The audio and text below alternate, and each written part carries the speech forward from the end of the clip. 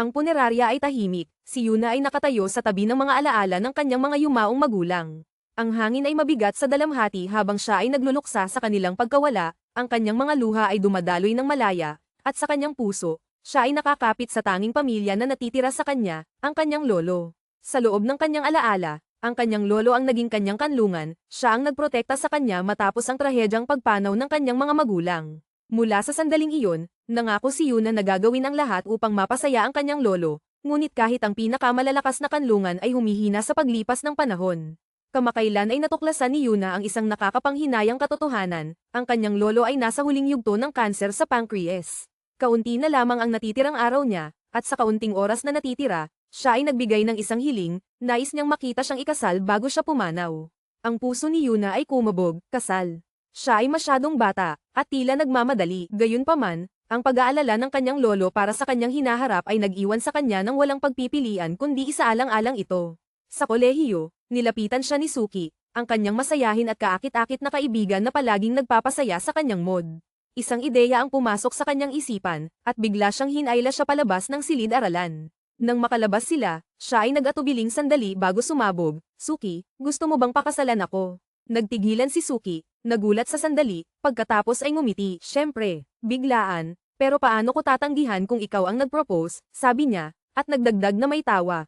Pero magpakasal tayo kapag 30 na tayo, okay. Binuksan ni Yuna ang kanyang bibig upang ipaliwanag, ngunit tumunog ang kanyang telepono, na nakagambala sa kanya. Isa sa kanyang mga kaibigan ang nag-imbita sa kanya na makipagkita sa ilang magagandang babae sa malapit. Lumawak ang ngiti ni Suki, mukhang masaya. Ituloy natin ito bukas, Yuna. Kailangan ko nang umalis ngayon. Pinilit ni Yuna ang isang ngiti. Sige, umalis ka na. Nagbibiro lang ako. Tumawa si Suki, pinipisil ang kanyang pisngi. Alam ko, pero sa kabila nito, kumakabog ang puso ko, alam mo ba? Sa mga salitang iyon, siya ay kumaway at umalis, iniwan ang campus. Pinanood ni Yuna ang kanyang umalis na figura, ang kanyang dibdib ay humihigpit. Sa pagkabigo, bumulong siya sa kanyang sarili, ano na ang ginawa ko? Ano ang inaasahan ko mula sa isang tao na hindi kailanman seryoso? Kaya ba niya akong seryosohin, kahit isang beses? Hindi ba sapat ang aking mukha na seryoso? Nawawala sa kanyang mga iniisip, siya ay nabangga sa isang tao. Nagulat, tumingin siya pataas, nagmamadaling humingi ng tawad. Ang lalaki, na may malamig na ugali, ay nakagambala sa kanya. Sa susunod, mag-ingat ka sa iyong nilalakaran. Huwag mangarap. Nairita sa kanyang tono, sumagot si Yuna. Kung nakita mo akong mangarap, sana ay naiiwasan mo ako. Sa halip, direkta kang bumangga sa akin. Ginawa mo ito ng sinasadya, hindi ba? Bago siya makasagot, isang sasakyan ang mabilis na bumangga sa kanya. Sa isang mabilis na galaw, hinawakan ng lalaki ang kanyang braso at hinayla siya sa kaligtasan. Ang momentum ay nagdala sa kanya na bumangga sa kanyang dibdib, ang kanilang mga mukha ay napakalapit na ang kanilang mga labi ay aksidenteng nagdampi. Parang tumigil ang oras sa isang sandali nang mapagtanto kung ano ang nangyari, mabilis na binitiwan ng lalaki si Yuna. Napaatras si Yuna, ang kanyang mukha ay naging pula. Huwag kang magkamali ng akala, sabi niya ng malamig, pinapahid ang kanyang manggas. Mabilis ang sasakyan. Hinayla lang kita para sa iyong kaligtasan. Oo, salamat. Siya ay nag-stammer. Itinuwid niya ang kanyang sarili, iniiwasan ang kanyang tingin. Magkunwari na lang tayong hindi ito nangyari. Pareho tayong may masamang araw. Nang hindi naghihintay sa kanyang sagot, siya ay lumingon upang umalis, ngunit bago siya makatakbo, ang kanyang nakakatawang boses ay tumagos sa hangin. Hindi ka man lang magpapasalamat sa akin sa pag-save ng iyong buhay. Ang kanyang mga labi ay umikot sa isang nakakaasar na ngiti. Pagkatapos, may isang kislap ng kalokohan sa kanyang mga mata, nagdagdag siya, o nagplano ka bang umalis nang hindi ako binabayaran para sa halik na iyon kanina? Si Yuna, na nasa gitna pa rin ng pagkabigla mula sa malapit na tawag, ay sumagot, anong halik? Bahagya lang nagdampi ang aming mga labi. Huwag kang umarte na parang napakalaking bagay nito. Ang kanyang boses ay puno ng pang-aasar habang nagdagdag siya, anong problema? Huwag mong sabihing hindi ka pa kailanman nahalikan. Ngumiti ang lalaki, ano ang nagbigay sa iyo ng ideya na ganoon?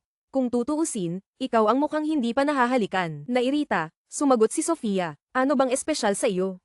Hindi ko nga maalala na nahalikan kita. Lalong lumalim ang kanyang ngiti. Talaga, ang mga tao ay hindi karaniwang nakakalimot sa kanilang unang halik ng ganon kadali.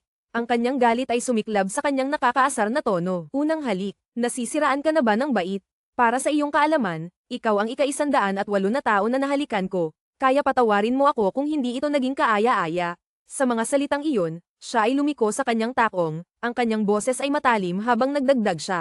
At huwag kang makikipag-usap sa akin kung makita mo ako ulit, ikaw na pervert. Nakatayo siya doon, pinapanood siyang umalis, na may kasiyahan sa kanyang mga mata. Ika-108, ha? Kawili-wili, bulong niya, may bahagyang ngiti na nananatili habang pinapanood ang kanyang nawawalang figura. Sa campus, umupo si Yuna sa klase, na hindi nakatuon. Ang kanyang mga kaibigan ay tumatawa at nagkukwentuhan sa paligid niya, pinag-uusapan ang mga paparating na party at outings, ngunit siya ay halos hindi makapag-concentrate. Si Sofia, na palaging buhay ng grupo, ay nakikipagbiruan sa iba, ang kanyang masayahing ngiti ay nagpapasaya sa mood. Bigla, pumasok ang propesor, na nagpa-silence sa mga usapan. Magandang umaga, lahat, nagsimula siya, ang kanyang tono ay seryoso. Ngayon, mayroon tayong espesyal na panauhing tagapagturo na sasama sa atin bilang tagapagturo para sa susunod na semestre. Ipinakilala niya ang kanyang sarili sa isang kalmado, matatag na boses. Magandang umaga, ang pangalan ko ay Juan Carlos. Nagtigilan si Yuna, ang kanyang mga mata ay lumawak sa hindi makapaniwala. Mahigpit niyang hinawakan ang kanyang notebook, ang kanyang mukha ay halo ng gulat at kahihiyan. Ang kanyang isipan ay sumisigaw, ang nakakainis na tao mula kahapon. Ang kanyang mga pisngi ay nag-init habang siya ay yumuko ng mas mababa sa kanyang upuan. Ang kanyang pagkabahala ay tumaas habang ang kanyang mga mata ay nag-scan sa silid-aralan. Yumuko siya sa likod ng kanyang notebook, bumulong sa kanyang sarili, mali ba ang nakita ko? Sana mali ako. Bigla, ang kanyang boses ay umabot, matalim at malinaw, na pumutol sa mga usapan. Ikaw, ang humahawak ng libro, ano ang pangalan mo? Nagulat, sumagot si Yuna. Ako po si Choi Yuna. Sir, siya ay nag-stammer. Sinusubukang ayusin ang kanyang boses. Isang mapaglarong ngiti ang kumagat sa kanyang mga labi. Miss Choi, nagsimula siya ng maayos, hindi ko alam na ang pagnanga sa isang libro ay makakatulong sa iyo na maunawaan ang nilalaman nito. Ang klase ay sumabog sa tawanan, at ang mukha ni Yuna ay naging pula. Bago siya makabawi, lalong lumalim ang kanyang ngiti. Sige, bakit hindi mo ipaliwanag ang P108? Ang kanyang puso ay tumalon sa isang tibok sa sinadyang paghinto bago ang kanyang susunod na mga salita. Oh, ang aking pagkakamali, nagdagdag siya, ang kanyang tono ay puno ng kalokohan. Ang ibig kong sabihin ay pahina 10.8. Ang ibig kong sabihin ay pahina 10.8. Ang kanyang mga mata ay kumikislap sa kasiyahan habang nagpatuloy siya. Sige, Miss Choi. Pakiusap, ipaliwanag mo sa amin. Lalong lumawak ang kanyang ngiti, malinaw na nasisiyahan sa kanyang pagkabahala.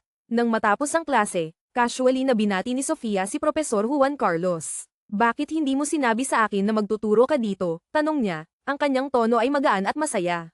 Mag-coffee tayo, dagdag niya. Ang ekspresyon ni Juan Carlos ay nanatiling magalang ngunit malayo habang siya ay sumagot, mayroon akong dapat asikasuhin pagkatapos nito. Gayun din, hindi na angkop para sa isang propesor at estudyante na mag-coffee ng magkasama. Oh, Sofia, kilala mo siya? Tanong ng isa sa mga kaklase, nagulat. Sumagot si Sofia nang walang pakialam, oo, kilala ng mga pamilya namin ang isa't isa. Mamaya, Juan Carlos, iminungkahi ng kaibigan ni Yuna ang tanghalian, na nag-aasam ng jempang, ngunit tumanggi si Yuna. Diretso na akong uuwi, pagod lang ako, sabi niya na may mahinang ngiti. Habang naglalakad sa pasilyo, napansin niya si Juan Carlos sa unahan niya. Nagtipon ng lakas ng loob, tinawag niya, Kang, maaari ba tayong mag-usap sandali? Huminto siya at lumingon, ang kanyang matalas na tingin ay nakatutok sa kanya. Pasensya na sa kung paano naganap ang ating unang pagkikita, nagsimula siya ng may pag-aalinlangan, ngunit maaari bang huwag nating dalhin ang ating issue sa klase? Hindi mo ba ako natatandaan? Bumalik ang kanyang ngiti, may bahagyang kasiyahan sa kanyang mga mata. Hindi ko dinadala ang mga personal na issue sa aking klase. Kumikilos ako tulad ng isang propesor na nagbibigay ng payo sa kanyang mga estudyante. Ang kanyang boses ay bahagyang bumaba, nagdadala ng bahid ng pang-aasar. Huwag maging mayabang. Ang kanyang bibig ay bumukas sa gulat, ngunit walang salita ang lumabas habang siya ay lumingon at umalis. Nakatayo siya doon, ang pagkabigo ay umaakyat sa ibabaw. Mamaya sa gabi, pabalik sa kanyang apartment, tumunog ang telepono ni Yuna. Ito ay ang kanyang lolo na tumatawag. Agad siyang sumagot. Yunse, kumusta ka? Tanong niya ng masaya. Ayos lang ako, lolo. Ikaw, kumusta? Sagot niya. Haha, mabuti ako. Makinig, nandito ako sa lungsod sa Sabado para makipagkita sa anak ng isang matandang kaibigan. Dapat sumama ka sa amin. Well, wala akong mga plano, kaya sige, sagot niya. Ayos, sasanduan kita. Kita-kits, nagtapos ang tawag, na nag-iwan sa kanya na nakatitig sa kanyang telepono. Dumating ang susunod na araw na may sariwang simoy ng hangin, at natagpuan ni Yuna ang kanyang sarili na sinasamahan ang kanyang lolo sa isang marangyang ari-arian. Tomas, tinawag ng kanyang lolo nang may init habang lumapit ang host. Ang may-ari ng ganitong kalaking kumpanya ay hindi dapat kailan ganing batiin ang mga bisita sa harap ng gate, biro ng kanyang lolo ng magaan. Ngunit kailangan kong lumabas. Gusto kong makilala ang batang ito, sagot ni Tomas, na tumatawang yumuko ng magalang. Ipinakilala siya ng kanyang lolo kay Haring Tomas at sa kanyang asawa, si Hao Keong. Ito ang mga anak ng aking yumaong kaibigan, si Kang Dong-oo. Malapit din sila sa iyong mga magulang, at sa may-ari ng TJ Corp. Masaya akong makilala ka, Yuna, sabi niya na may mainit ng ngiti. Lumaki kang napakaganda, sabi ni Tomas nang may kabaitan. Pumasok ka, dagdag ni Hao Keong, na nagutos sa kanila patungo sa malaking pasukan. Habang naglalakad, sinabi ni Tomas, maraming naitulong ang iyong pamilya sa amin. Kung wala kayo, hindi magiging ganito ang TJ Corp. Huwag mong sabihin yan, sumabat ang kanyang lolo, na tila tinatanggihan ang papuri. Nang pumasok sila sa bahay, bamantong hininga si Tomas, ang kanyang boses ay may halong pagsisisi. Yuna, pinagsisisihan kong hindi ako nakipag-ugnayan pagkatapos ng pagkamatay ng iyong mga magulang. Dapat sana ay inagaw siya ni Hao Keong, ang tono niya ay malambing at nakakaaliw. Huwag na nating pag-usapan ang ganitong mabigat na bagay ngayon, mahal. Mabilis na binago ni Tomas ang mood sa pamamagitan ng isang mainit na ngiti. Yuna, kung handa ka, isaalang-alang mo na bahagi ka ng aming pamilya. Masaya ako na sa wakas ay magkakaroon ng anak na babae, marahil isang nakababatang kapatid at isang nakatatandang kapatid para sa aking mga anak. Umiling si Hao Keong na may mapaglarong ngiti. Tomas, ikinahihiya mo siya. Matagal mo nang gustong magkaroon ng anak na babae, at ngayon ay nagmamadali ka sa pagkakataong ito. Lumiko si Tomas, na nagutos ng may pagmamalaki. Oh, narito na siya, ang aming pangalawang anak, si Kang Ji-hoon. Batiin mo siya. Yumuko ang binata ng may paggalang. Masaya akong makilala ka. Ako si Kang Ji-hoon. Habang nagpatuloy sila sa pag-uusap, umuugong ang tunog ng tiyak na mga hakbang sa pasilyo. Lahat ay lumingon nang pumasok ang panganay na anak. Naging tensyonado ang hangin sa isang sandali habang nagkatitigan sina Yuna at walang iba kundi si Juan Carlos, ang lalaking nagligtas sa kanya mula sa mabilis na sasakyan ilang araw na ang nakalipas. Lumaki ang kanyang mga mata sa gulat. Pareho silang natigilan. Ang kanilang mga mata ay nagkatitigan sa hindi makapaniwala sa biglaang pangyayari. Sa labas ng bahay, si Juan Carlos ang unang bumasag sa katahimikan. Talagang may sentido ng katatawanan ang tadhana, hindi ba? Sabi niya, ang boses niya ay may halong aliw. Talagang may sentido ng katatawanan ang tadhana, hindi ba? Sabi niya, ang boses niya ay may halong aliw. Huminga ng malalim si Yuna. Sinusubukang pigilin ang kanyang inis. Bakit hindi tayo magsimula muli? Salamat sa pagligtas sa aking buhay, sabi niya, ang tono ay magalang ngunit nag-iingat. Ang mga mata ni Juan Carlos ay kumikislap sa kalokohan habang sumagot siya. Oh, sinabi mong hindi mo naaalala, pero ngayon mukhang naaalala mo na. Matalim na sinabat ni Yuna. Ang kanyang mukha ay namumula. Walang pangangailangan para sa mga detalye. At oo, naaalala ko ang lahat. Ginoo, dagdag niya. Ang huling salita ay may awkward na ngiti. Tumawa siya ng mahina. Basta sa labas ng klase, tawagin mo akong Juan Carlos. Itinuwid ni Yuna ang kanyang postura at umiling. Paano ko magagawa iyon? Mas matanda ka at malinaw na mas may karanasan. Lalong lumawak ang kanyang ngiti. Oh, may karanasan, sabi mo. Ibig mong sabihin ay karanasan sa unang halik, pero hindi ko maihahambing sa iyo. Nagkaroon ka na ng 108 beses. Namula ang kanyang mukha habang siya ay naguguluhan, nakatitig sa kanya. Tumawa siya, walang pakialam. Tama ba, Ginang? Shoy, sumabog ang kanyang inis. Ikaw ay imposibleng tao. Dahil sa aking lolo at sa iyong mga magulang, sinusubukan kong maging maayos. Ngunit ikaw, tinuro niya siya, mag-ingat ka. Sa labas, hindi tayo nagkakilala. Naiintindihan mo. Eksaktong gusto ko. Walang pangangailangan na magpanggap na mabait. Hindi ito bagay sa akin kahit kailan. Nang siya ay lumingon upang umalis, si Yuna ay nakatayo na parang nakapako. Ang kanyang mga kamao ay nakasara habang ang inis ay nag-iinit sa loob niya. Sa kolehiyo, ibinulgar ni Yuna sa kanyang kaibigan na siya ay naghahanap ng potensyal na kapareha upang magpakasal at kahit na nag-alok na kay Suki. Nagulat, sumigaw ang kanyang kaibigan, paano ka basta-basta mag-aasawa ng sinuman? Pagkatapos ay pinagsabihan niya si Yuna, kailangan mo ng isang mature at nakatayo na tao, hindi lang basta sinuman. Bigla, lumiwanag ang ekspresyon ng kanyang kaibigan nang may ideya siyang pumasok sa isip.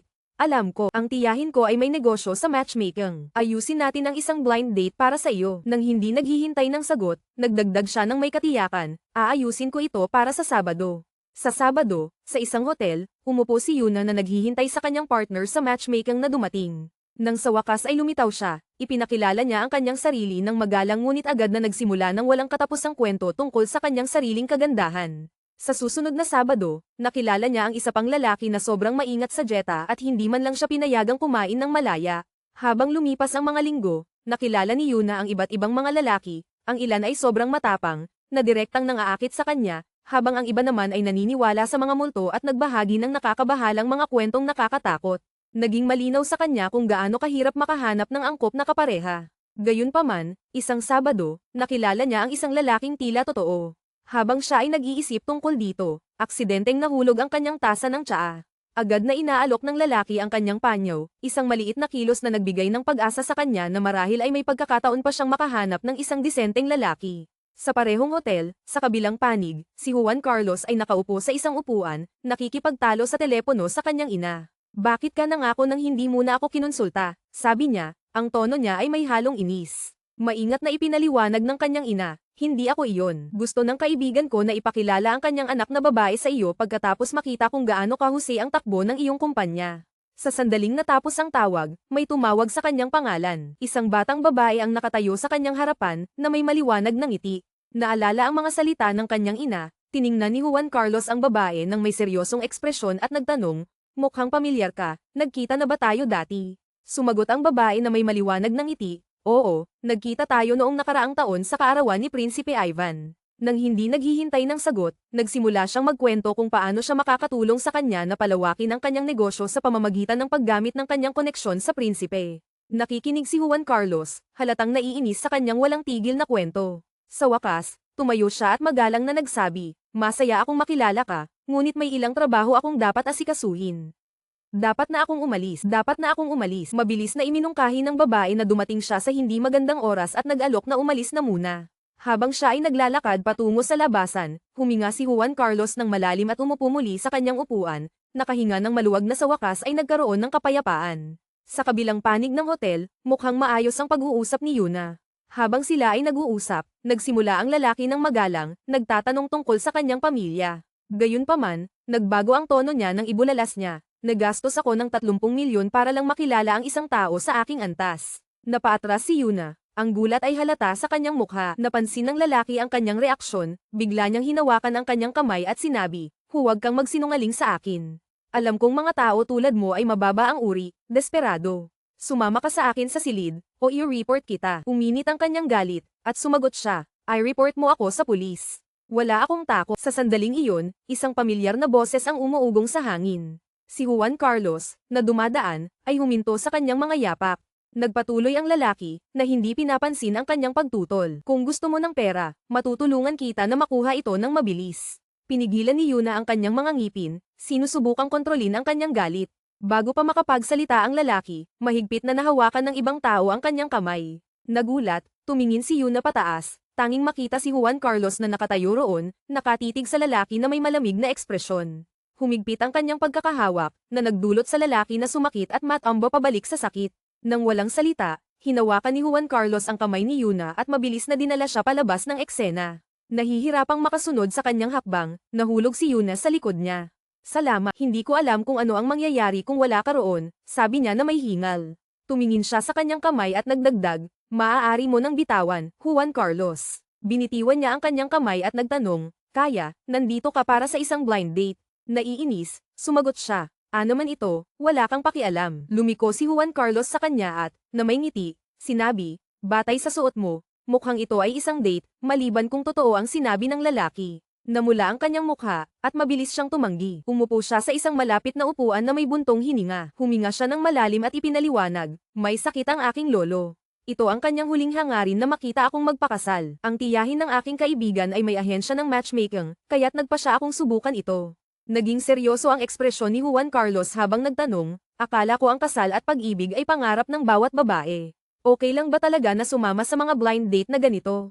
Muling bumantong hininga siya at sumagot, hindi ito madali, pero hindi ko kailangan ng pag-ibig para sa kaligayahan ng aking lolo.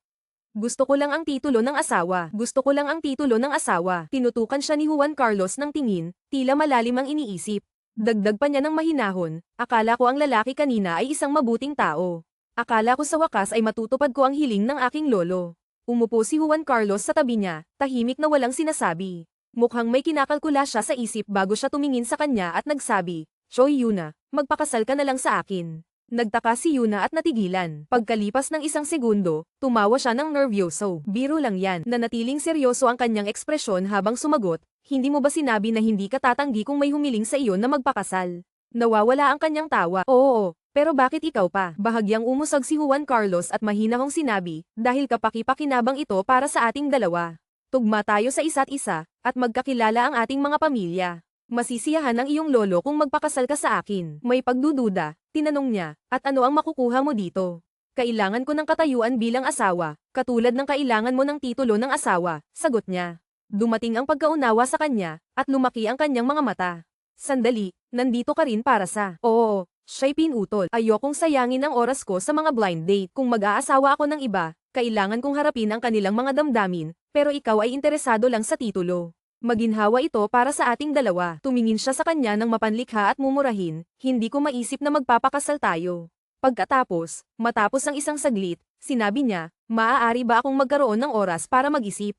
Sa isang tiwala ng ngiti, sumagot si Juan Carlos, sige. Bibigyan kita ng 3 araw. Sa ikatlong araw, alas 5 ng hapon, magkita tayo sa parking lot kung saan tayo unang nagkita. Kung hindi ka darating, ibig sabihin ay tinatanggihan mo ang aking alok. 3 araw ang lumipas, sa parking lot, nakatayo si Juan Carlos na naghihintay gaya ng ipinangako. Tumingin siya sa kanyang relo, alas 4:50 ng hapon. Sinuri ng kanyang mga mata ang tahimik at walang laman na daan sa harap. Lumipas ang mga minuto, at muli niyang sinuri ang oras, ngayon ay alas 5:00 na. Nabigo, binuksan niya ang pinto ng kanyang sasakyan, nag-iisip sa kanyang sarili, ano bang inaasahan ko sa pagpunta dito? Nang malapit na siyang pumasok sa sasakyan, may tumawag sa kanyang pangalan. Lumingon siya at nakita si Yuna na tumatakbo patungo sa kanya, bahagyang hingal. Pasensya na at nahuli ako, sabi niya, humihingal. Natapos ang klase ko ng mas huli kaysa sa inaasahan. Nanatiling seryoso ang ekspresyon ni Juan Carlos habang sumasagot, nasa 10 minuto ka nang nahuli. Narito ako upang tanggapin ang iyong alok, ngunit mayroon akong isang kondisyon. Inayos niya ang kanyang sarili at tumingin sa kanya ng matatag. Gusto kong manatiling lihim ang kasal na ito, kahit hanggang magtapos ako. Sikat ka sa campus, at kung malaman ito, maaaring maging sakuna ito para sa akin. Ang mga labi ni Juan Carlos ay umikot sa isang bahagyang ngiti habang tumango siya. Sige, inilabas niya ang kanyang kamay para sa isang pakikipagkamay at sinabi, sa ganitong kaso, masaya akong makatrabaho ka, Ginang. Joy, ngunit bigla siyang hinayla papunta sa kanya, at siya ay natamba sa kanyang mga bisig. Hawak niya siyang matatag, ang kanyang pagkakahawak ay mahigpit. Nagulat, inilagay niya ang kanyang mga kamay sa kanyang dibdib, itinulak siya. Ano bang ginagawa mo? Bakit mo ako niyayakap ng ganyan? Sigaw niya. Hindi ba't magkasintahan na tayo? Dapat tayong magmukhang isa. Sa kang mansion, sa panahon ng hapunan, naging tensyonado ang atmosfera habang lahat ay tumingin kay Juan Carlos, na bagong nag-anunsyo na mayroon siyang balita. Sa isang matatag na ekspresyon, sinabi niya, mag-aasawa ako kay Yuna. Ang mukha ng kanyang ama ay lumiwanag sa kaligayahan. Apong babae ni Jichoy. Napakagandang balita, sigaw niya. Sa kabaligtaran, ang ekspresyon ni Ginang Kang ay naging maulap sa pag-aalala. Tumango ang kanyang ama sa pag-aproba. May kutob na ako tungkol dito nang bumisita sila sa atin, ngunit hindi ako sigurado. Sumagot si Juan Carlos ng kalmado. Matagal na kaming nagde-date, ngunit hindi ko alam na magkakilala ang aming mga magulang. Nakialam si Ginang Kang, ang kanyang boses ay matatag ngunit nakabawi. Gaano na kayo katagal na nasa relasyon? Nagtuturo ka lang sa kanyang campus noong nakaraang linggo. Hindi ba't medyo minadali ang desisyong ito sa kasal? Pantay na tinamaan ni Juan Carlos ang kanyang tingin. Matagal na kaming nagde-date bago ako nagsimulang magturo sa kanyang campus. Hindi ko lang sinabi sa iyo, sagot niya ng maayos. Pagkatapos, may bahagyang ngiti, idinagdag niya, at kaya ayaw ko kapag pinipilit mo akong makipag-date sa mga anak ng iyong mga kaibigan. Huwag mag-alala, inay, mag-aasawa ako kay Yuna dahil mahal ko siya. Bahagyang lumaki ang mga mata ni Ginang Kang, isang alon ng takot ang bumuhos sa kanya habang iniisip, alam ba niya kung ano talaga ang pag-ibig? Nainis, mahigpit niyang piniga ang tinidor sa kanyang kamay, kahit na ang kanyang ekspresyon ay nanatiling mahinahon. Sa isang pilit ng ngiti, sinabi niya, Juan Carlos, bakit hindi mo siya dalhin dito? Gusto kong makausap siya ng personal. Sa telepono, nagulat si Yuna sa balita. Nag-aalala, tinanong niya, paano kung magduda siya? Nanatiling kalmado ang tono ni Juan Carlos habang sumasagot, sundan mo lang ang plano. Sagutin ang lahat ayon sa napag-usapan natin. Maghihintay ako sa karaniwang lugar. Huwag kang mahuli. Nang matapos ang tawag, nakatitig si Yuna sa kanyang telepono, ang pagkabahala ay umiikot sa kanyang dibdib. Paano ako dapat manatiling kalmado? Naisip niya. Sinalubong siya ni Ginang Kang sa isang tono ng pagkadismaya. Paano mo pinabayaan si Juan Carlos na iwanan ka ng ganito? Awkward na sumagot si Yuna. May mahalagang bagay siyang dapat asikasuhin, kaya nagpunta akong mag-isa. Sinuri siya ni Ginang. Kang ng ilang sandali, pagkatapos ay sinabi na sa amin ni Taekyung ang tungkol sa kasal, ngunit nasa kolehiyo ka pa. Hindi ba't medyo minadali ito? Inayos ni Yuna ang kanyang postura at sumagot ng matatag, nagpa siya kaming itago ito hanggang magtapos ako. Nagduda si Ginang. Kang at nagtanong pa, ang kanyang tono ay bahagyang matalim. Gaano na kayo katagal na nagde-date, at bakit hindi mo kami pinaalam ng mas maaga? Naramdaman ang tensyon, sinubukan ni Yuna na pahupain ang kanyang pag-aalala. Talagang seryoso kami tungkol dito, sabi niya, ang kanyang boses ay matatag. Mukhang kumalma si Ginang. Kang nang bahagyang, ang kanyang ekspresyon ay lamambat. Hindi ko naman sinasabi na ayaw ko sa iyo, sabi niya nang nag-iisip. Mayroon lang akong ilang tanong. Tumingin siya ng direkta kay Yuna. Ang kanyang tingin ay seryoso. Talaga bang mahal mo ang aking anak? Sinisikap ni Yuna na magmukhang tapat. Sumagot siya, oo, mahal ko siya ng buong puso. Pinagmasdan ni Ginang. Kang ang kanyang mga mata at muling nagtanong, mahal ka ba ni Juan Carlos? Nagtigilan si Yuna. Ang kanyang isipan ay nagmamadali para sa isang sagot. Bago siya makasagot, may pamilyar na boses na humadlang, Mom, hindi ba't dapat itanong mo ito sa akin? Nagulat, lumingon si Yuna habang pumasok si Juan Carlos sa silid. Niyayakap siya sa kanyang mga balikat at hinahatak siya malapit, nahuhuli siya sa kanyang yakap. Sinabi ko sa iyo na mahal namin ang isa't isa. Ano pa ang dapat kong gawin para kumbinsihin ka? Tumingin siya kay Yuna, isang mapaglarong ngiti ang nakabitin sa kanyang mga labi. Wala namang kakaiba na tinatanong si Mom, di ba, honey? Awkward na umiling si Yuna at sumagot, hindi, nag-aalala lang siya tungkol sa iyo. Tahimik na pinagmamasdan ni Ginang. Kang ang palitan, ang kanyang pag-aalala ay lalong lumalalim. Habang umaalis sila sa bahay, nagreklamo si Yuna, kailangan mo bang umarte ng ganyan? Sabi niya, ang tono ay may inis. Sumagot si Juan Carlos ng casual, paano pa maniniwala si Mom sa atin?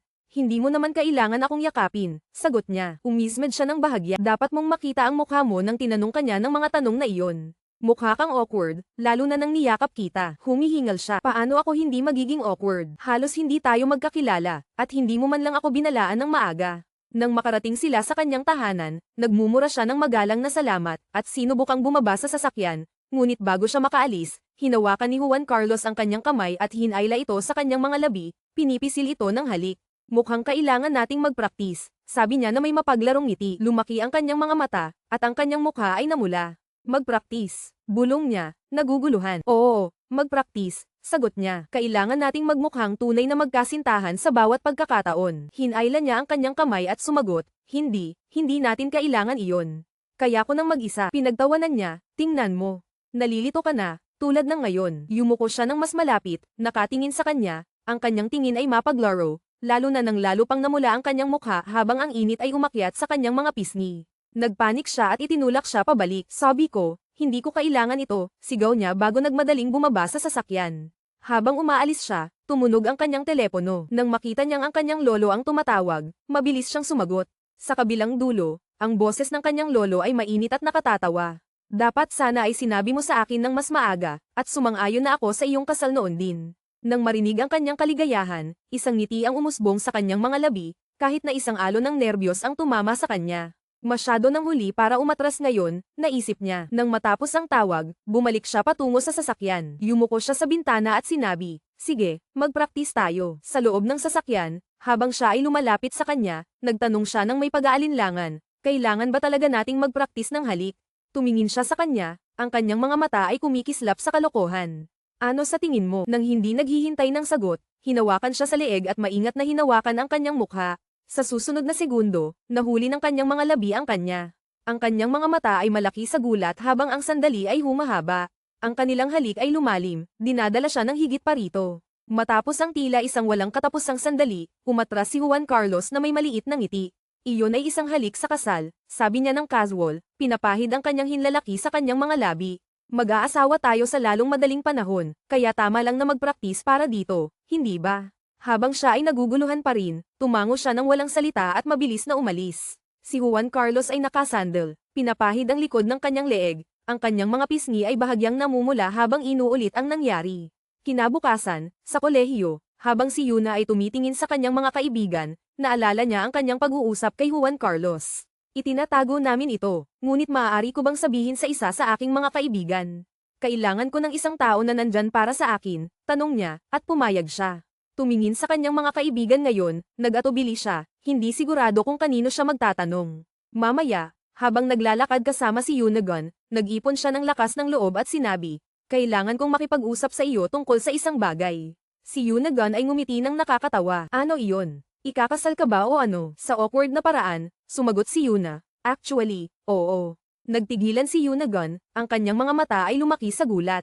Ano? Sino? Ayaw niyang may makaalam, kaya dinala ni Yuna si Yunagon sa isang tahimik na lugar. Nang mag-isa na sila, huminga siya ng malalim at sinabi, ikakasal ako kay Jikang. Itinuro siya ni Yunagon na parang may akusasyon. Alam ko na. Alam kong may nangyayari sa inyo. Bawasan mo ang ingay, bulong ni Yuna. Sinusubukang kalmayan siya. Ikaw lang ang nakakaalam tungkol dito, kaya pakiusap, itago mo ito. Tumango ang kanyang kaibigan at niyakap siya ng mahigpit. Congratulations! Sa wakas ay nakahanap ka ng paraan. Pero pagkatapos ng isang sandali, nawala ang ngiti ni Yunagon at napalitan ito ng pag-aalala. Pero bakit siya nag-propose ng kasal? Ano ang dahilan niya? Nagpa siya si Yuna na maging tapat. Pareho lang kami. Kailangan niya ng katayuan at ayaw niyang mag-aksaya ng oras. Sandali, siya ba ang nagligtas sa iyo mula sa lahat ng mga blind date dati? Bago makasagot si Yuna, ngumiti si Yunagon ng may kalokohan. Parang siya ang iyong puting kabalyero, di ba, na sumasakay sa puting kabayo para iligtas ang araw. Habang ang imahinasyon ni Yunagon ay naglalakbay, nag-roll ng kanyang mga mata si Yuna. Pero bago siya makasagot, lumitaw si Susie-kun sa likuran nila. Ano ang pinag-uusapan ninyong dalawa? Tanong niya ng masaya, habang dinadala sila patungo sa kafe sa campus. Sa isang coffee shop, tahimik na umiinom ng kape si Juan Carlos habang nakatingin sa labas. Nahuli ng kanyang mga mata ang isang grupo ng 3 tao na papalapit sa kafe, nagtatawanan. Ang kanyang tingin ay huminto sa isang tao sa kanila na ikakasal na siya, si Yuna. Ang kanyang maliwanag na ngiti ay nagbigay liwanag sa kanyang mukha, at sa isang sandali, hindi niya maalis ang kanyang mga mata.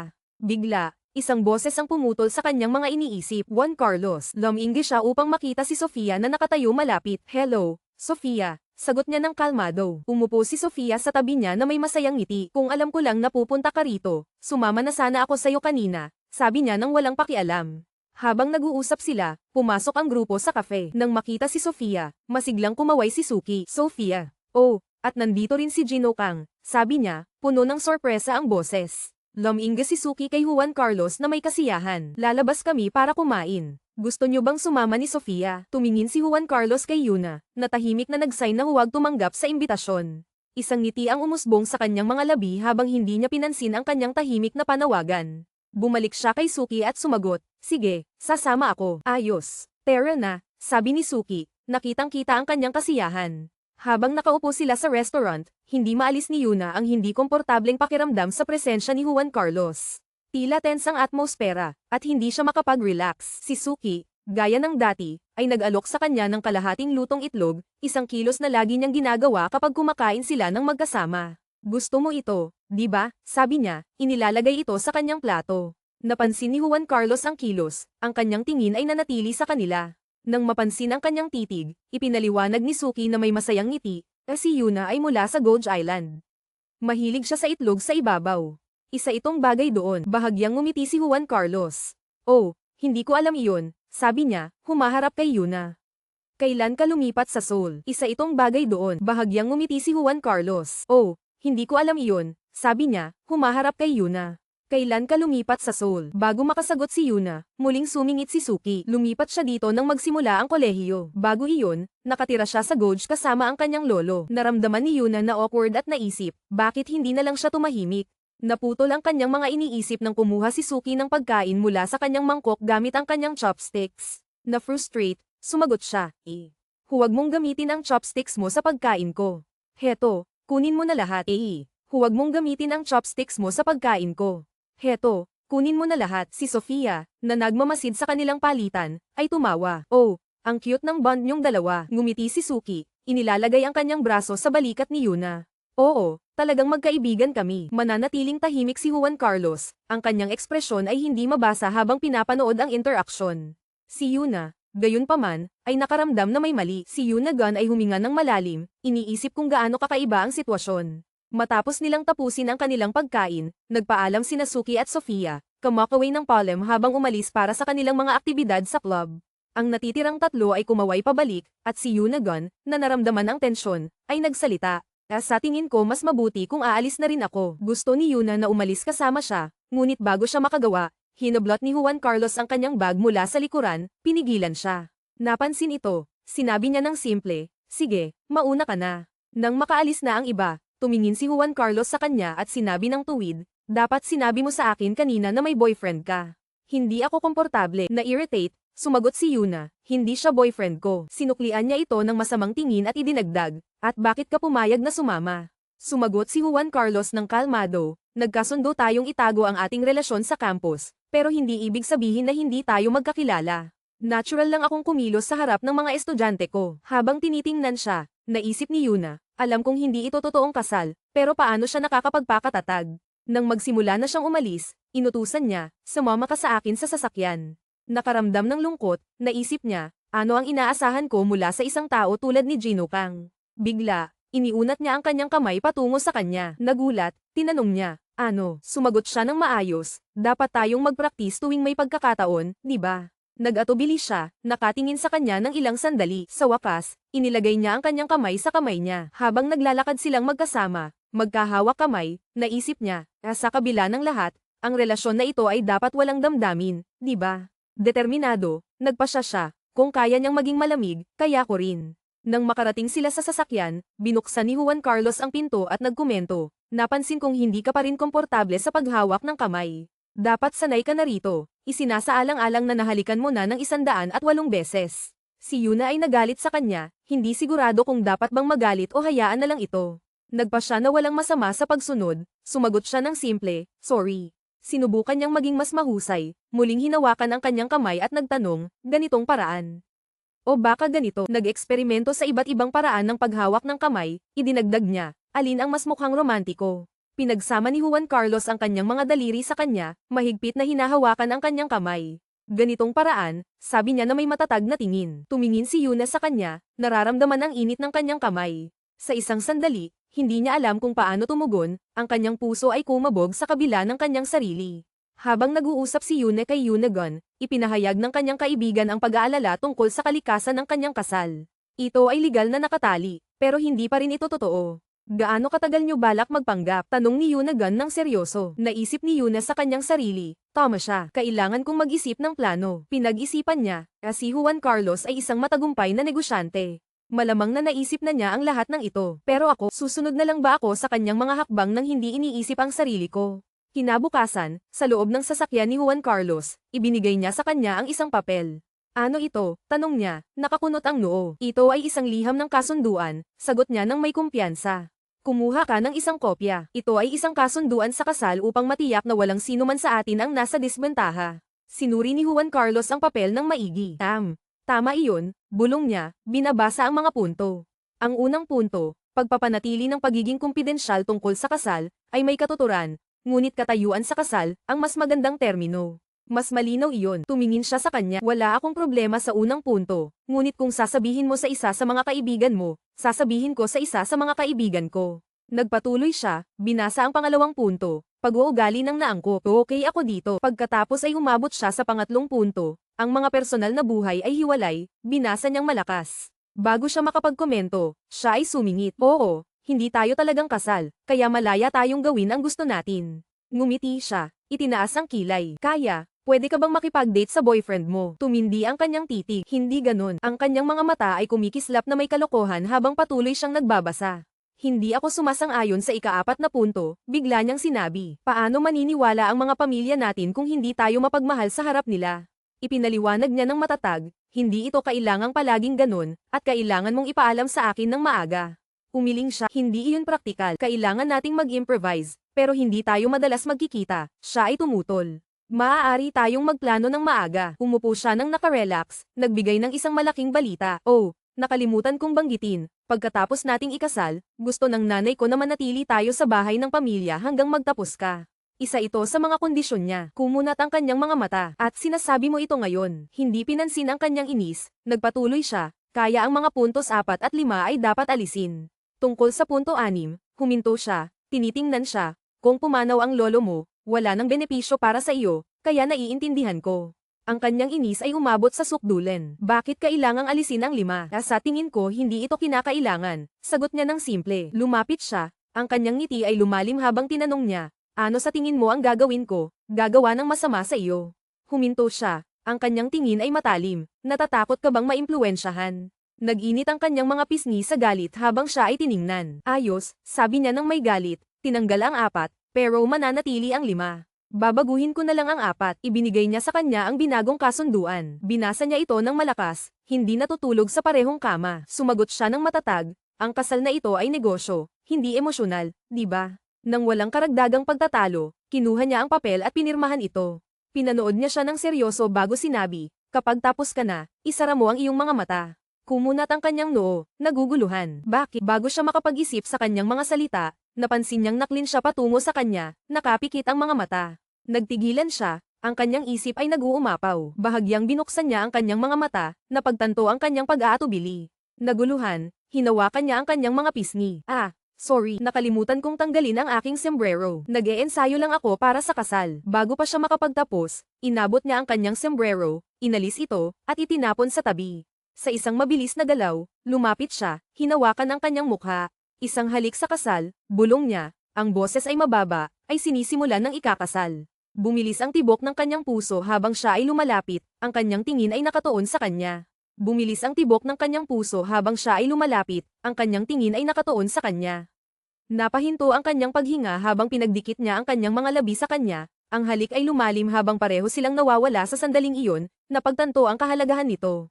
Habang lumipas ang mga araw at papalapit ang araw ng kasal, ang telepono ni Yuna ay patuloy na nag-vibrate sa mga update, mga bukang para sa mga lugar, mga ayos para sa seremonya, at walang katapusang detalye. Bumisita siya sa bawat lugar kasama ang ina ni Juan Carlos, maging ito man ay pamimili para sa kanilang silid, pagtikim ng mga cake sa kasal, o pagsusuot ng mga damit pangkasal.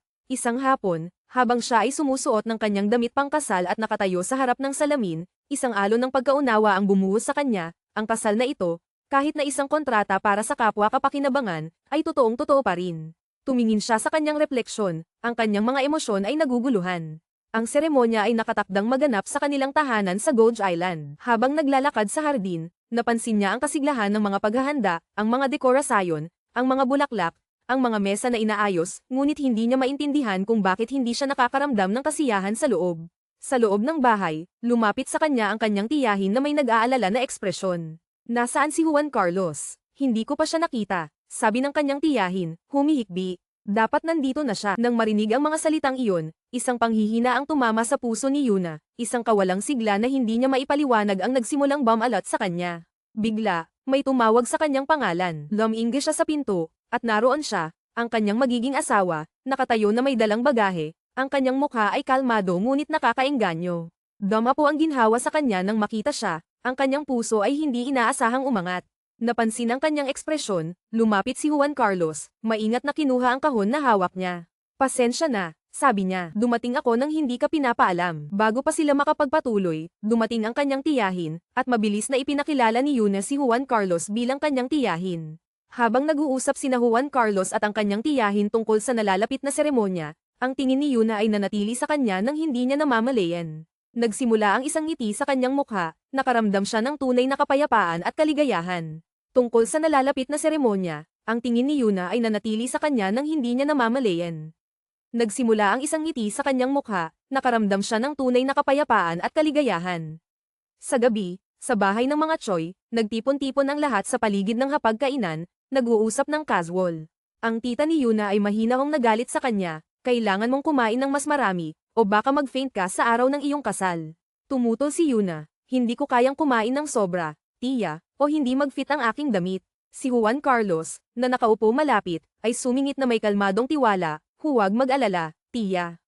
Pagkatapos naming ikasal, sisiguraduhin kong marami siyang kakainin. Tumango si Yuna, nakikita mo, ngayon ay makakapagpahinga ka na. Ngumiti ng mainit ang kanyang tita, na nagsabi, hindi na nakakagulat na sinabi ni Yuna na nahulog siya sa pag-ibig sa unang tingin. Nang marinig ito, itinaas ni Juan Carlos ang kanyang kilay at tumingin sa kanya. Oh, talaga. Hindi niya iyon sinabi sa akin. Pumasok ang kanyang lolo na may tawa. Ganyan lang siya. Hindi siya palaging nagsasabi ng nararamdaman niya, pero mamahalin ka niya ng buong puso. Nang maglaon, habang naghahanda si Yuna ng silid para kay Juan Carlos, pumasok siya na may dalang bagahe. Tumingin sa paligid, nagtanong siya, ito ba ang iyong silid? Oo, sagot niya, matutulag ako sa silid ng tita ko ngayong gabi. Kung hindi ito komportable, pasensya na, dagdag niya ng may pag-aalinlangan. Ayos lang, sagot niya ng simple. Maingat siyang nagtanong, bakit hindi mo ako sinabihan kanina na darating ka? Nakapaghandog sana ako ng mas magandang silid para sa iyo. Tumingin siya sa kanya ng sandali, pagkatapos ay itinaas ang kanyang kamay at mahinang itinukod ang isang hibla ng buhok sa likod ng kanyang tainga. Dahil hindi nag-abala ang aking magiging asawa na makipag-ugnayan sa akin isang araw bago ang aming kasal. Ano pa ang magagawa ko kundi hanapin siya mismo? Naabala, tumingin siya sa kanya, at siya ay bahagyang ngumiti. Salamat sa pagdating, sabi niya ng taos-puso. Lalong lumalim ang ngiti ni Juan Carlos habang siya ay lumapit, pinindot ang isang magaan na halik sa kanyang noo. Nang humiwalay siya, mahinang sinabi, "Good night, aking ikakasal." Bigla siyang nakaramdam ng pag-ibig. Sa araw ng kasal, lahat ay nakahanda na para magsimula ang seremonya. Habang naghahanda si Juan Carlos, sinabi ng kanyang kaibigan, "Hindi ako makapaniwala na ikakasal ka na. Ilang araw na ang nakalipas, nagda-date ka sa mga bulag na inayos ng iyong nanay. Sino ba ang ikakasal?" Sa totoo lang, sa isang ngiti, sumagot si Juan Carlos, tiyak na hindi siya ang taong nakilala ko sa isang bulag na date. Naging seryoso ang tono ng kanyang kaibigan. Sino nga? Hindi pinansin ni Juan Carlos ang tanong, kumatok siya sa pinto ng silid kung saan naghahanda si Yuna. Binuksan ng kanyang kaibigan ang pinto at sinabi, hindi pa siya handa, ngunit nagpatuloy si Juan Carlos. Sandali lang ako, tiniyak niya sa kanya. Pumasok siya at tinawag, Yuna. Ngunit nang tumingin siya, natigilan siya, lumalaki ang kanyang mga mata. Nakatayo doon si Yuna, nakasuot ng kamanghamanghang kasal sa kanyang gown. Nang mapansin ang kanyang titig, nagtanong siya, oo. Napagtanto niyang masyado na siyang matagal na nakatayo ng tahimik, nilunok ni Juan Carlos ang kanyang lalamunan at itinaas ang kanyang kamay, na nagonjok sa kanyang kaibigan. Ito ang aking kasosyo sa negosyo at groomsman. Akala ko'y ipakikilala ko siya. Yumuko siya ng magalang sa lalaki at pagkatapos ay ipinakilala ang kanyang kaibigan sa kaibigan ni Juan Carlos. Matapos magpalitan ng magagandang salita, pinaalalahanan ni Juan Carlos ang kanyang kaibigan, dahil ito ay isang lihim na kasal, huwag hayaang malaman ng sino man sa opisina. Tumango ang kanyang kaibigan, nakuha, idinagdag ng kaibigan ni Yuna, ako rin. Iiwan ko na kayong dalawa sa ngayon. Bago umalis, pareho silang nagbigay ng payo, magpahinga ka lang, okay. Nang magsara ang pinto, nagtanong si Yuna kay Juan Carlos nang may kaba. Talaga bang mukhang tense kami? Sumagot si Juan Carlos nang may kumpiyansa, hindi ako. Ikaw, syempre tense ako, sigaw niya. Kung mahahayag ang aming plano, mabibigo ang lolo ko. Naglagay siya ng kamay sa kanyang dibdib, idinagdag, kaya pala ganito ang pakiramdam. Hindi nakakagulat na may mga tao na tumatakbo sa kanilang kasal. Lumapit si Juan Carlos, inilagay ang kamay sa kanyang balikat. Kaya, gaya ng kanilang mungkahi, dapat ba tayong magpraktis ng halik para makapagpahinga? Lumapit siya, ang kanyang mukha ay malapit na sa kanya, ang kanilang mga labi ay ilang pulgada na lamang ang layo. Ngunit kung gagawin natin iyon, kailangan mong ayusin ang iyong makeup. Nagbiro siya na may ngiti. Naabala, itinulak siya niya. Bakit palagi kang nag-iisip tungkol sa halik? Ang kapal mo. Tumawa si Juan Carlos, humakbang pabalik na may nakakaaliw na ngiti. Nakikita mo, ngayon ay hindi ka na kinakabahan, di ba? Nakatayo siya doon, naguguluhan, pinapanood siyang umalis. Ano ang nangyari? Naisip niya, ang kanyang puso ay tumatalon. Sa ilalim ng malambot na anino sa lugar ng kasalan, nakatayo si Juan Carlos na naghihintay sa kanyang ikakasal, ang kanyang tingin ay nakatuon sa daan sa unahan. Sa lalong madaling panahon, lumitaw siya, si Yuna, hawak ang kamay ng kanyang lolo, dahan-daang naglalakad at nahihiya patungo sa kanya. Nang magtagpo ang kanilang mga mata, bumilis ang tibok ng kanyang puso, at instinctively siyang tumingin pababa, hindi kayang hawakan ang kanyang tingin. Si Juan Carlos, gayunpaman, ay nanatiling kalmado, ang kanyang mga mata ay hindi umaalis sa kanya habang siya ay lumalapit. Nang sa wakas ay umabot sila sa kanya, hindi na makapaghintay pa si Juan Carlos, iniunat ang kanyang kamay patungo sa kanya. Tumingin ang kanyang lolo sa kanyang nakabukas na kamay, pagkatapos ay maingat na inilagay ang kamay ni Yuna sa kamay ni Juan Carlos, pinagtibay ang sandali sa isang tahimik na kilos ng tiwala. Nagpatuloy ang seremonya, at habang nagpapalitan sila ng mga singsing, hindi mapigilan ng kanilang mga pamilya ang kanilang kaligayahan, ang mga ngiti ay nagliliwanag sa kanilang mga mukha. Bigla, inihayag ng mga groomsmen, ngayon ay oras na para sa halik upang pagtibayin ang mga pangako sa kasal, na nagpasigla kay Yuna. Mahinang bumulong si Juan Carlos, ngayon na ang oras upang ipakita ang mga resulta ng ating pagsasanay. Magpahinga ka, mukhang stiff ka. Habang inabot niya ang kanyang belo, mahina siyang bumulong pabalik, ngunit hindi tayo nagpraktis sa harap ng ganitong karaming tao. Tumawa siya ng bahagya, ang kanyang ngiti ay nakakapagbigay ng kapanatagan. Isara mo lang ang iyong mga mata, bumulong siya. Tumingin siya sa kanya na may malalaking mata bago dahan-daang ipinikit ang mga ito, nagtitiwala sa kanyang mga salita. Lumapit si Juan Carlos, ang kanyang mukha ay ilang pulgada na lamang mula sa kanya, at sa susunod na sandali, nagtagpo ang kanilang mga labi, pinagtibay ang kanilang kasal sa isang halik. Umusbong ang palakpakan mula sa madla, at sa halik na iyon, opisyal silang idineklara bilang Ginoo at Ginangkang. At iyon na, salamat sa panunood. Kung excited ka para sa susunod na kabanata, ipaalam mo sa akin sa pamamagitan ng pag-iwan ng komento at pag-click sa like button. Ang iyong feedback ay tumutulong sa akin na magpasya kung kailan ilalabas ang susunod, kaya manatiling nakatutok, at ilalabas ko ito sa lalong madaling panahon.